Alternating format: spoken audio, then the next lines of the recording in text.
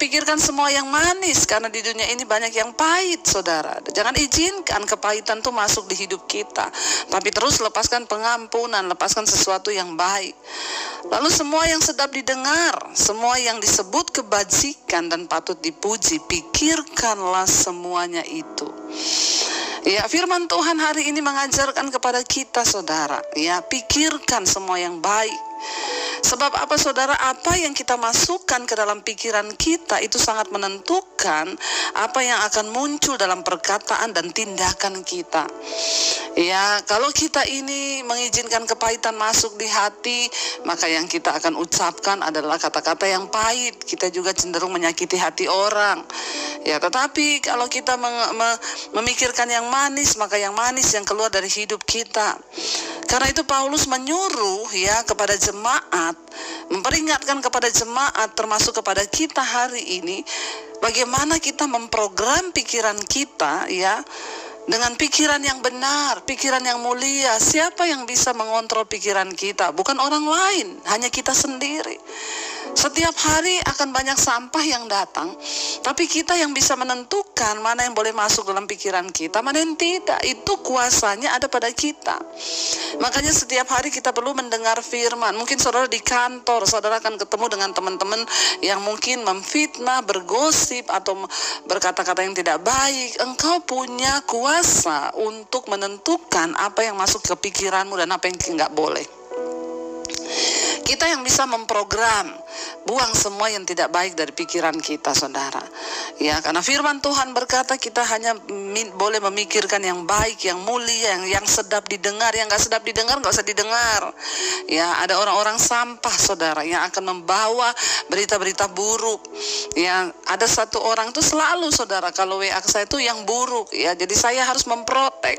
Seringkali gak saya baca, seringkali gak saya angkat teleponnya. Kenapa, saudara? Karena kita harus membatasi diri bergaul dengan orang-orang yang buruk, yang membawa hal-hal yang tidak benar, yang tidak enak didengar.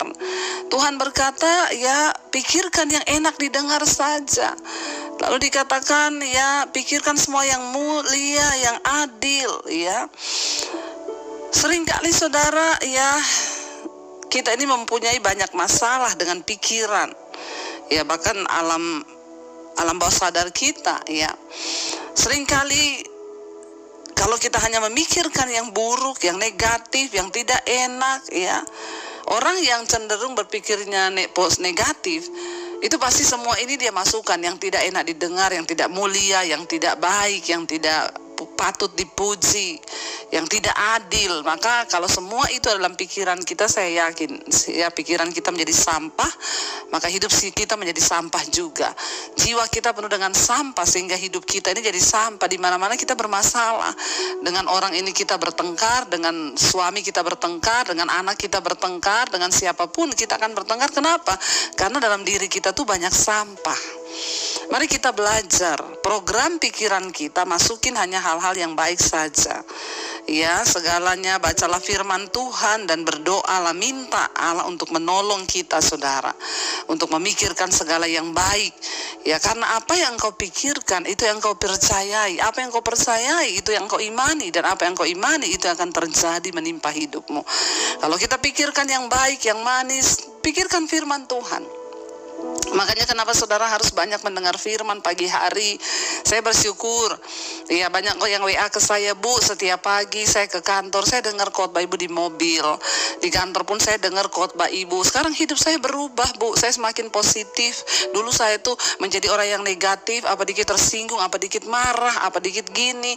Jadi karena saya mendengar yang negatif. Tapi sekarang di rumah saya dengar firman, di mobil saya dengar mesbah syukur, di kantor saya dengerin khotbah-khotbah Ibu. Sekarang saya jadi orang yang lebih positif.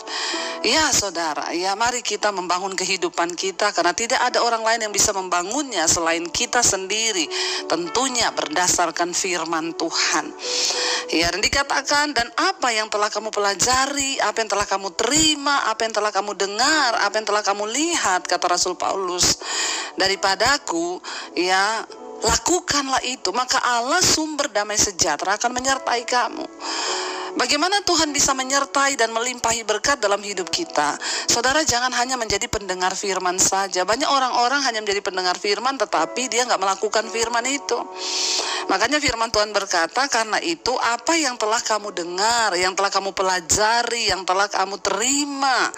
Ya, kita tiap hari belajar firman, tapi kalau tidak dilakukan, maka nol besar.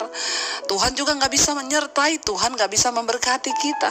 Tapi kalau kita melakukan, Rasul Paulus katakan, apa yang telah kamu pelajari, apa yang hari ini saudara dengar dari firman Tuhan ini, apa yang telah saudara terima, lakukanlah itu. Maka akibatnya apa? Allah yang adalah sumber damai sejahtera akan menyertai kamu. Orang-orang yang rajin mendengar firman, melakukan firman, hidup mereka penuh damai sejahtera, tidak membawa roh perpecahan, tidak membawa roh yang ya menyebabkan orang lain itu gusar, menyebabkan orang lain ya di mana-mana ada perpecahan.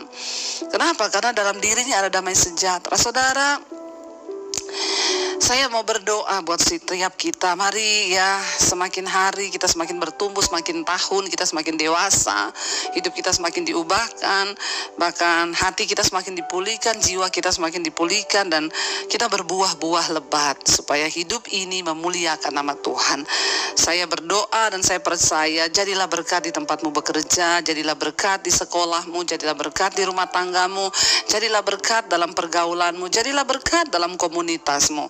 Keluarkan yang manis, karena orang yang berpikiran yang manis, yang sedap didengar, yang mulia, yang adil, yang patut dipuji, maka perkataan mereka juga manis, ya, perlakuan mereka manis, sikap mereka juga baik, saudara ya.